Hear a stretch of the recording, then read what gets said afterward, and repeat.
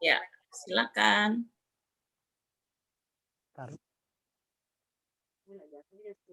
Halo, iya, bisa dengar ya? Ya, silakan. Oke, jadi mau bersaksinya bagaimana 2018 itu saya Desember ya, bulan Desember 2018 dokter dari Virginia Mission Seattle Cancer menemukan darah saya memiliki kanker darah atau leukemia. Mungkin semua sudah mengetahui leukemia cancer itu. Saya minta maaf ya belum bisa membuka window-nya, mmm, karena tadi lagi istirahat kan kemarin saya seharian pergi sama anak-anak, jadi agak sedikit kurang fit, tapi saya tetap semangat untuk bersaksi saya tidak ada Ya, masalah. silakan. Oke, Desember 2018 itu saya dinyatakan memiliki 49% kanker darah di dalam tubuh saya yang akan semakin hari semakin naik menjadi 60 sampai ke 80 itu akan merusak automatically ke dalam, organ tubuh saya yaitu liver, paru-paru, dan juga, ginjal ya, paru-paru sama kidney. Jadi ginjal itu yang akan rusak dan oksigen dalam darah saya yang 100% normalnya itu akan semakin hari semakin menurun. Nah, sejak 2018 itu saya, menyerahkan hidup saya kepada Tuhan, dan di situ saya mulai menghidupkan Roh Kudus, yang kita semua memiliki kuasa Roh Kudus pastinya, tapi kita harus hidupkan secara benar sehingga Roh Kudus itu yang memimpin kita, betul ya? Sampai akhirnya saya bisa mendengar suara Tuhan, sejak justru saya mendapatkan leukemia cancer. Saya meninggalkan segala, hal-hal yang baunya seperti duniawi.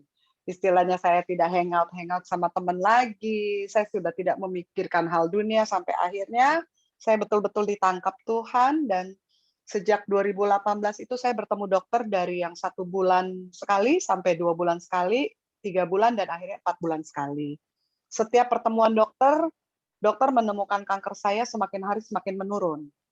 Nah, dari 2018 itu ke 2019, saya mulai diminta dokter untuk, cek, semua, apa namanya, organ tubuh ya, karena memang yang akan diambil itu pasti liver, paru-paru, dan juga ginjal dengan oksigen di dalam darah. Nah, puji Tuhan, sejak Tuhan menangkap saya, memakai saya, dan memilih saya bahkan yang saya tidak sadari, Tuhan memilih saya, Tuhan mau saya membuka Pondok Daud Roh. Di situ ada 3 kunci yang Tuhan ingin saya lakukan, yaitu ketaatan, kekudusan, dan kebenaran. 3 hal itu saya harus lakukan dalam hidup saya, Tuhan bilang, untuk saya bisa mendoakan orang-orang sakit. Nah, sejak 2019 saya membuka Pondok Daud, kurang lebih di Messenger saya itu ada 700 orang yang masuk untuk meminta doa ya, seringnya sakit pastinya. Dan saat itu saya begadang karena waktu Indonesia sama Jakarta Amerika berbeda ya. Jadi saya mendoakan mereka tuh mostly itu dari jam 12 malam sampai jam 4 pagi. Mami saya udah nangis-nangis, katanya, "Kamu tuh kanker darah nggak boleh begadang, itu parah, fatal," katanya, "nggak boleh, kamu harus berhikmat." Tapi saya bilang, "Kalau Tuhan sudah pilih saya, Dia mau saya melakukan sesuatu, ya saya akan buat." Dan lucunya setelah saya melakukan kurang lebih 7, 8 bulan berturut-turut mendoakan orang-orang, saya pergi ke dokter waktunya, saya pergi ke dokter 2019 akhir, saya dinyatakan kanker saya turun menjadi 20%. Justru tidak transfusi darah, justru makin turun kankernya dan semua liver, paru-paru, ginjal, bahkan oksigen saya tetap 100%, tidak ada masalah. Nah, di tahun 2021 saya masih tetap melakukan, kegiatan Pondok Daud saya dan terus-terus sampai terakhir tanggal 5 Mei kemarin 2021 saya bertemu dokter. Jujur memang masih ada kankernya, belum pre-cancer, tapi saya sudah tidak peduli dengan kanker saya sudah tidak pikirkan lagi, yang saya pikirkan bagaimana saya bisa menjadi pelaku firman dan memiliki karakter Kristus sehingga saya bisa memberkati banyak jiwa-jiwa dan memenangkan banyak jiwa-jiwa. Karena saya tahu dan saya percaya saat Yesus membawa bangsa Israel keluar dari tanah Mesir, Dialah yang menyelamatkan mereka, betul ya? Sampai akhirnya Yesus mengutus Musa untuk memenangkan jiwa-jiwa, sehingga jiwa-jiwa itu memiliki pilihan hidup. Nah, begitu juga sebagaimana saya percaya, Yesus memilih saya untuk saya memenangkan banyak jiwa.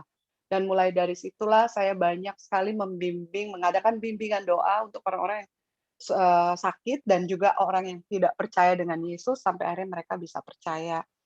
Nah, itulah tugas saya yang sebenarnya saya bukan siapa-siapa dan bukan apa-apa.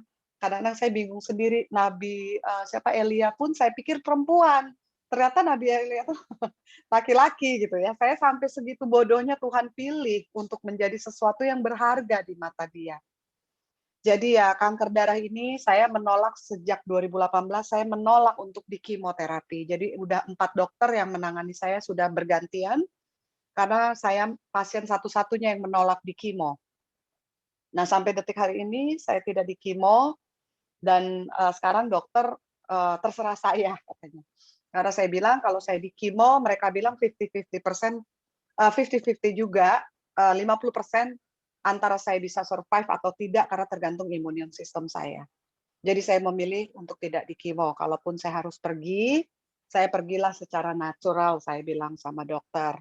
Jadi tidak ada salahin kemo, tidak ada salahin treatment, rumah sakit ataupun dokter, kesalahan ada pada pilihan saya sendiri. Nah, sejak itu saya mulai terus, membuat bimbingan doa, beberapa orang yang ada di Facebook saya selalu membuat rema firman, Tuhan membisikkan saya rema ini malam ini, rema ini hari ini, firman yang rema yang harus saya lakukan ataupun saya bicarakan itu semua, sejak saya buka Pondok Daud itu semua Tuhan yang memberikan saya rema firman. Nah, jadi saya melakukannya secara live di Facebook setiap seminggu, tadinya seminggu 3 kali karena saya udah ada Zoom, jadi saya lakukan seminggu 2 kali sekarang Rema Firman di Facebook Live dan lebih kepada bimbingan doa. Saya rasa itu aja untuk sekarang. Memang Tuhan luar biasa, Tuhan begitu baik dan tetap Dia mengingatkan saya kenapa saya memilih roh, karena itu adalah singkatan dari righteousness, obedience, dan holiness. Saya harus melakukan ketaatan, kekudusan, dan kebenaran di dalam iman yang teguh pastinya. Tanpa itu saya tidak memiliki hidup kekal. Itu yang saya dengar dari Tuhan saya berbicara, itu yang saya percaya Dia berbicara langsung. Karena saya yakin, di ulang tahun 2020 saya, Tuhan berbicara keras sekali waktu saya ulang tahun, malamnya tanggal 3 Juni, Tuhan bilang, "Joyce bangun, bikin rema ini karena akan banyak orang yang terberkati." Saya bilang, "Tuhan, saya sudah ngantuk, ini sudah jam 9 saya tidak mencatat remanya." Tuhan bilang, "Nggak perlu catat, nanti saya yang bicara." Itu saya sempat ada bargaining sama Tuhan. Lalu saya bilang, "Tuhan, besok aja," karena besok waktu Indonesia kan, sudah tanggal 3, saya masih tanggal 2 di Amerika. Terus Tuhan bilang, "Enggak, kamu berdiri, kamu bangun, akan ada orang yang perlu untuk kamu, bicara tentang kesaksian, bagaimana tentang kehidupan kamu selama ini, hidup dengan Roh Allah." Akhirnya saya bangun, saya bilang, "Oke," saya bicara tanpa saya sadari, saya ngomong seperti ngomong biasa dan memang hanya hari itu saat ulang tahun saya itu, hanya hari itu, saat itu aja 24.700 orang yang memang betul-betul watching, yang biasanya cuma mungkin 100, 200, saya bukan masalah yang watching-nya, yang viewer. Tapi di situ saya melihat bahwa, oh itu suara Tuhan, berarti betul gitu, Tuhan itu mau saya wake up gitu, mau saya mendengar suara Tuhan lebih peka lagi. Nah, di situ saya percaya bahwa Roh Kudus itu sudah betul-betul saya hidupkan di hati saya. Tidak hanya mendengar, membaca, dan mengetahui firman, tetapi Tuhan betul-betul mau saya menjadi pelaku firman, memiliki tabiat Kristus, karakternya Yesus harus saya miliki. Tadi saya dengar, ada juga yang bilang nggak boleh tersinggung kalau ditegur apa, itu betul sekali. Karena memang kalau kita sudah hidup baru, kita tidak ada rasa tersinggung atau sakit hati ya. Udah tidak hidup di roh yang seperti itu. Kita harus menerima dan berpikir kesalahan kita apa, harus langsung diperbaiki.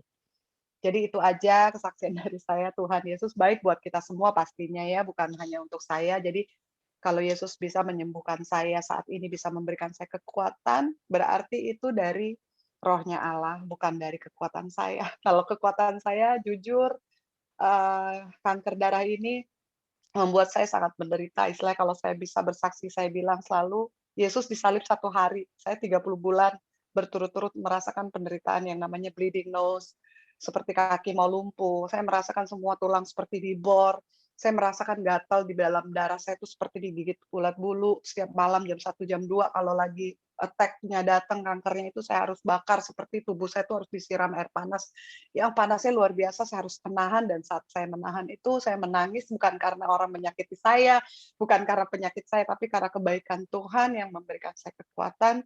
Saya merasa waktu Yesus dicambuk, itulah saya berada di tengah-tengah Yesus, saya bersama dia gitu saat dia dicambuk.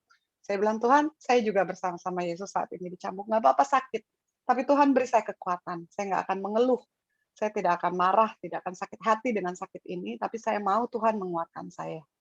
Hanya itu yang selalu saya katakan, sampai detik hari ini, kemarin tanggal 3 Juni saya baru berulang tahun, saya bilang itu adalah thankful birthday saya yang begitu luar biasa, 30 bulan saya mengakhiri pertandingan meskipun pertandingan yang hidup. Tetapi saya percaya Yesus itu memberikan saya kekuatan. Tanpa kekuatan Yesus mungkin saya sudah jadi debu atau tanah atau tengkorak ya di 2018 yang dokter memastikan umur saya hanya tinggal 6 bulan saat itu. Dan dokter juga bingung. Sampai diganti-ganti, dia bilang, "Ini pasien paling aneh," katanya, tidak ngerti. Nggak di kimo, nggak minum obat, nggak diet, saya juga minum kopi, saya minum teh, saya minum soda, saya nggak terlalu memikirkan diet saya. Tapi saya selalu bilang, "Tuhan, kedaulatanmu saja, yang penting saya mau melakukan ketaatan, kekudusan, dan kebenaran di dalam iman yang teguh." Jadi itulah kesaksian saya begitu merasakan kebaikan Tuhan. Setiap ada masalah, kita tidak boleh menangisi masalah kita tidak boleh menangisi kesakitan kita, tetapi mintalah kekuatan sama Tuhan, karena hanya dari Dialah kekuatan kita bisa dapatkan, tidak dari siapapun. Bahkan dokter kita tidak bisa memberi kekuatan. Saya rasa itu. Terima kasih banyak sudah mendengarkan kesaksian saya.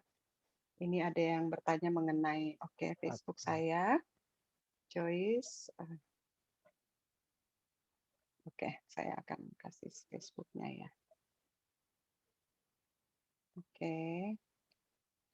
Joyce New Sanduk JJ.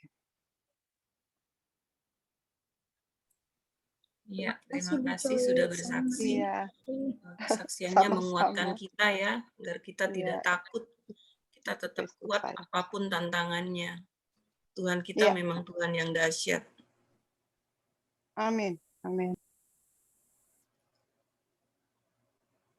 Nah, tuh Bu Anita, keajaiban Tuhan itu kan luar biasa. Kalau Amin. buat kita mustahil, buat Tuhan tidak ada yang mustahil. Iya, luar biasa banget. Bisa menyembuhkan penyakit yang begitu berat, apalagi cuman seperti yang saya alami ya. Iya, ya. Iya, tetap semangat kuat. Joyce. Kita matiin dulu Iya. rekamannya ya. Iya. Tadi saya sudah kasih ya Facebook